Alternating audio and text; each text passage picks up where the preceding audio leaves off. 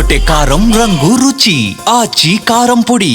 సర్పంచ్ ఎన్నికలపై గులాబీ పార్టీలో గందరగోళం ఏర్పడిందా? గ్రామాల వైపు కన్నెత్తి చూసేందుకు కూడా కీలక నేతలంతా జంకుతున్నారా?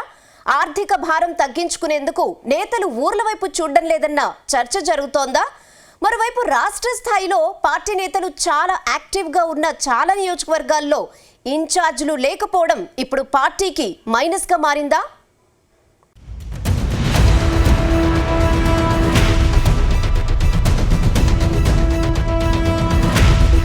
తెలంగాణలో సర్పంచ్ ఎన్నికల హడావిడి నెలకొంది. ఊరూరా నామినేషన్లు, ఎన్నికల ప్రచారం జరుగుతోంది. ఇప్పటికే 2 విడతల్లో నామినేషన్ల ప్రక్రియ సైతం ముగిసింది. ఈసారి మెజార్టీ గ్రామాలను ఏకగ్రీవం చేసి ఎక్కువ సీట్లలో గెలవాలని కాంగ్రెస్ లెక్కలు వేసుకుంటోంది. మరోవైపు స్థానిక సంస్థల ఎన్నికలను బీఆర్ఎస్ పార్టీ కూడా సీరియస్గా తీసుకుంది.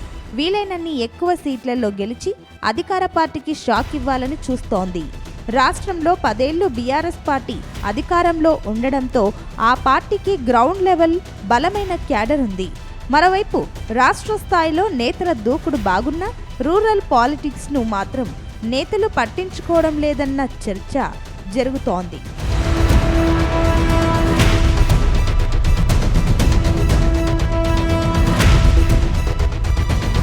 ప్రస్తుతం సర్పంచ్ ఎన్నికలు చాలా కాస్ట్లీ అయ్యాయి. మెజారిటీ గ్రామాల్లో వేలం పాటలు సైతం జరుగుతోంది. కాంగ్రెస్ ప్యానెల్ అని, బీఆర్ఎస్ ప్యానెల్, బీజేపీ ప్యానెల్ అని నేతలు బరిలోకి దిగుతున్నారు. అయితే అధికార పార్టీకి సంబంధించి ఆ పార్టీకి చెందిన కీలక నేతలు గ్రామాల్లో పర్యటిస్తున్నారు. ఎన్నికలను దగ్గరుండి పర్యవేక్షిస్తున్నారు. బీఆర్ఎస్ పార్టీకి వచ్చేసరికి పరిస్థితి పూర్తిగా భిన్నంగా కనిపిస్తోంది. గ్రామాల్లో బీఆర్ఎస్ తరపున ప్యానెల్ వేసి పోటీలోకి దిగుతున్న వారికి మద్దతుగా నిలవాల్సిన కీలక నేతలు నియోజకవర్గాల వైపు కన్నెత్తి చూడడం లేదని తెలుస్తోంది. అయితే నేతలు ముఖం చాటేయడం వెనుక ఆర్థిక కోణం ఉన్నట్టు సమాచారం. ఎందుకంటే నియోజకవర్గాలకు, గ్రామాలకు వెళ్తే అభ్యర్థులు ఎక్కువ డబ్బులు అడుగుతారో అని భయపడుతున్నారని టాక్. ఈ ఖర్చు తమకు ఎందుకులే అని ఈ ఎన్నికలను లైట్ తీసుకుంటున్నారన్న చర్చ జరుగుతోంది. ఈ ఆర్థిక భారం నుంచి తప్పించుకునేందుకు ఎమ్మెల్యేలు, ఎంపీలు, మాజీ ఎమ్మెల్యేలు, మాజీ ఎంపీలు తదితర కీలక నేతలు అటువైపు కన్నెత్తి చూడటం లేదన్న ప్రచారము జరుగుతోంది.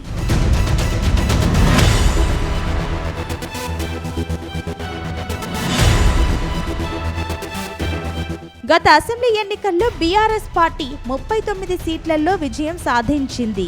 కానీ వీరిలో నుంచి 10 మంది ఎమ్మెల్యేలు పార్టీ మారారు. వీరంతా అధికార పార్టీలో చేరిపోయారు. మరో 2 ఎమ్మెల్యేలు అకాల మరణంతో బైపోల్ జరిగితే ఈ 2 సీట్లను కాంగ్రెస్ దక్కించుకుంది.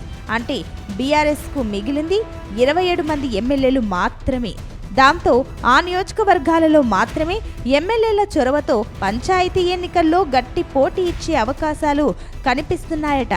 ఇక ఎమ్మెల్యేలు లేని చోట మాత్రం కాంగ్రెస్, బీజేపీ, బీఆర్ఎస్ జంపింగ్ ఎమ్మెల్యేలు ఉన్న చోట కారు క్యాడర్కు దిశానిర్దేశం చేసే దిక్కే కరువైందనే చర్చ జరుగుతోంది. మరోవైపు చాలా నియోజకవర్గాలలో ఇన్ఛార్జీలలో చాలా మంది యాక్టివ్గా లేకపోవడం, నియోజకవర్గాన్ని పూర్తిగా వదిలేసి బీఆర్ఎస్ ముఖ్య నేతలతోనే తిరుగుతుండడం, అక్కడ గులాబీ దళానికి దిశానిర్దేశం చేసే వారే కరువయ్యారని చర్చ జరుగుతోంది.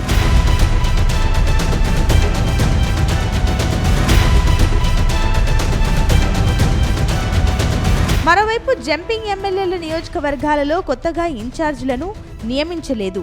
ఆ ఎఫెక్ట్ కూడా సర్పంచ్ ఎన్నికలపై పడే అవకాశం ఉందనే చర్చ జరుగుతోంది. 2017లో అప్పటి బీఆర్ఎస్ మహాసభల్లో ప్రకటించిన రాష్ట్ర కార్యవర్గమే ఇప్పటికీ కొనసాగుతోంది.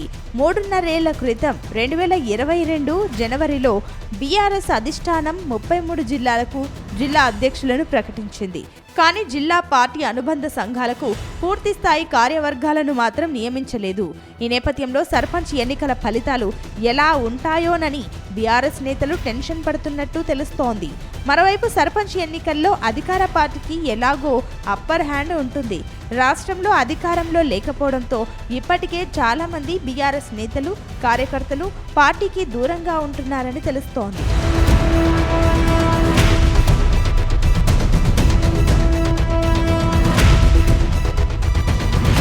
ఏది ఏమైనా సర్పంచ్ ఎన్నికలను గులాబీ లీడర్లు లైట్ తీసుకుంటున్నట్టు ప్రచారం సాగుతోంది. అధికారంలో లేనప్పుడు సర్పంచ్ పదవి కోసం లక్షల్లో ఖర్చు ఎందుకనే భావనలో కొందరు నేతలు ఉన్నారట. వచ్చే అసెంబ్లీ, పార్లమెంట్ ఎన్నికలప్పుడే నియోజకవర్గాలు, గ్రామాల వైపు వెళ్దామని మాజీ ఎమ్మెల్యేలు, ఇతర నేతలు భావిస్తున్నారని సమాచారం. అయితే ఇప్పుడు స్థానిక సంస్థల ఎన్నికల వేళ వీరినే నమ్ముకొని బరిలోకి దిగిన నేతలను పట్టించుకోనప్పుడు ఈ నేతలు పోటీ చేసే సందర్భంలో ఎలా మద్దతుగా ఉంటారన్న ప్రశ్న సైతం అభ్యర్థుల నుంచి ఎదురవుతున్నట్టు ప్రచారం సాగుతోంది.